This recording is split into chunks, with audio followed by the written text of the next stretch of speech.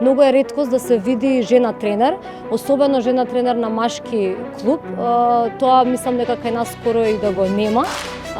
Така да реално јазот е голем.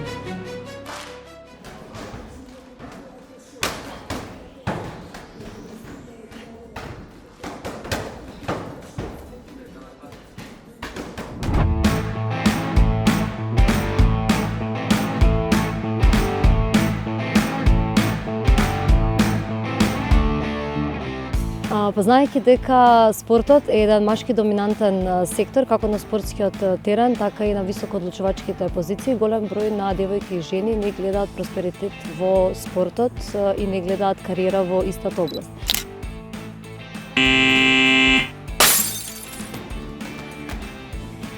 Лично сум против тие поделби. Пример, нашиот спорт го кажуваат како машки спорт, нема врска. Нашиот спорт е само спорт за храбри. Дали си без разлика може си машко, ама немаш храброст да се бориш со овој спорт. Така што баш ми е драго што имаме многу девојки во клуб.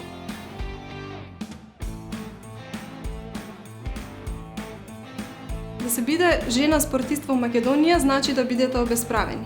Жените во спортот во нашата земја се значително обесправени. Оваа обесправеност најпрвин ќе видите на било кој спортски терен, училишен двор или игралиште, каде воглавно гледате група на момчиња кои спортуваат и се физички активни.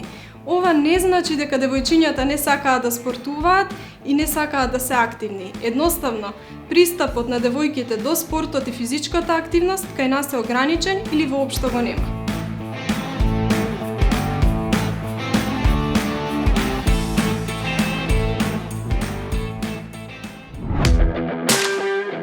Јас 12 години професионално се занимавав со атлетика и кога дојде време кариерно да се определам, голем број на луѓе ме спречија во мојата одлука. Мојата одлука беше да продолжам да се градам во спортскиот сектор, да се запишам на факултетот за физичка култура, спорт и здравје. Но по донесување на таа одлука голем број на коментари следува кои што беа дека тој факултет не е за девојчиња, дека девојчињата немаат иднина во спортот, нема многу опции со тој факултет и така натака. Јас искрено не бев доволно информирана и на некој начин потпаднав под сите тие коментари и препораки.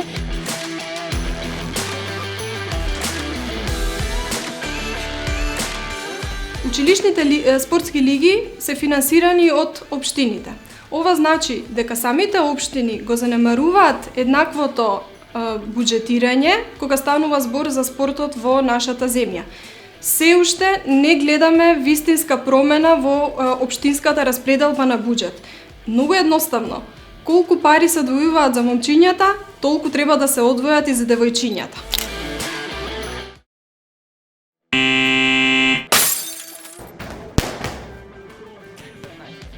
Од сам старт мора да престанат да се делат спортовите. Треба да се гледа кој е квалитетен и кој не е квалитетен за спорт. Колку некој има премногу желба за спорт, не можеш да му кажеш не се бави со фудбал, тоа е машки спорт. Едноставно треба да му дадеш подршка.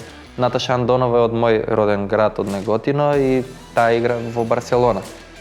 Многу малку машки фудбалери од Македонија, или не знам дали воопшто некој игра во Барселона. Што значи треба да се самите учители и професори треба да ги мотивираат децата и да не ги делат, а потоа тие сами ќе си земат правец.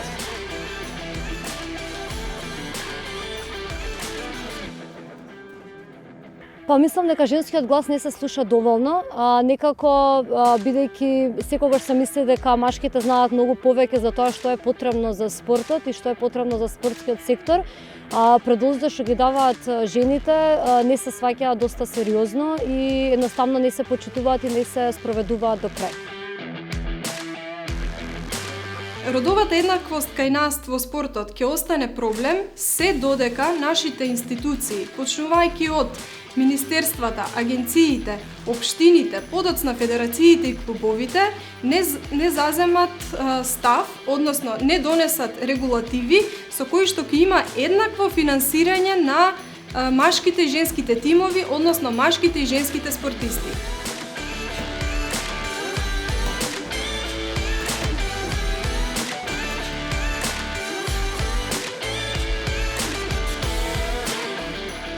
За среќа имав чест да присуствувам на Академија за жени лидери во спортската индустрија во Лондон 2019 година, каде што девојки и жени од 42 различни држави беа присутни и споделија своји искуства и своји патешествија за да стигнат на некоја позиција во спортскиот сектор, и можам да кажам дека не е само нашата држава која што се соочува со оваа проблематика, девојки и жени од целиот свет се борат за да стигнат до некоја одлучувачка позиција или да професионално се занимаваат со спорт во нивните држави.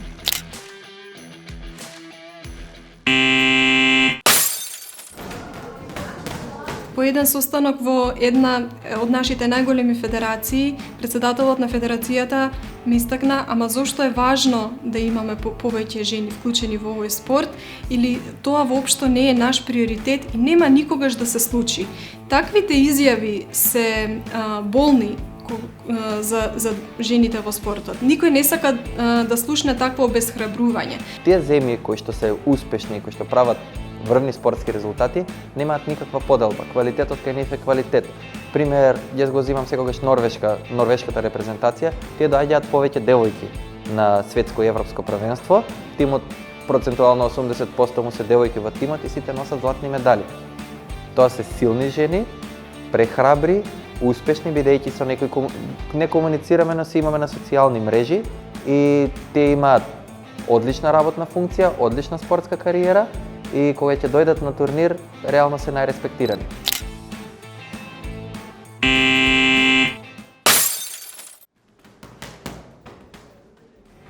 Многу работи се важни, но тоа е моментот каде што нема врска од кој пол си, има врска каков карактер си, како си воспитан и која ти е целта.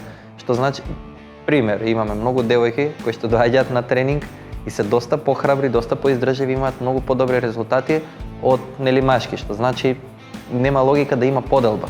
Промените мора да дојдат од долу па нагоре. Тоа е нашиот став. Она што ние правиме како организација е обука на девојките преку една програма што се вика Спорт за развој на вештини. Ги заекнуваме девојките, ги заекнуваме нивните лидерски вештини, го истакнуваме сето добро што тие го имаат како жени во спортот, или пак се трудиме да приклучиме што е можно поголем број на девојчиња да спортуваат. Тоа е клучно. Спортот е многу повеќе од она што го гледаме на спортскиот терен. Затоа јас ги охрабрувам сите девојки и жени кои што се дел од спортот да ги остварат своите соништа, без разлика дали тоа е да станат врвни и успешни спортистки или да достигнат до некоја одлучувачка позиција во спортот.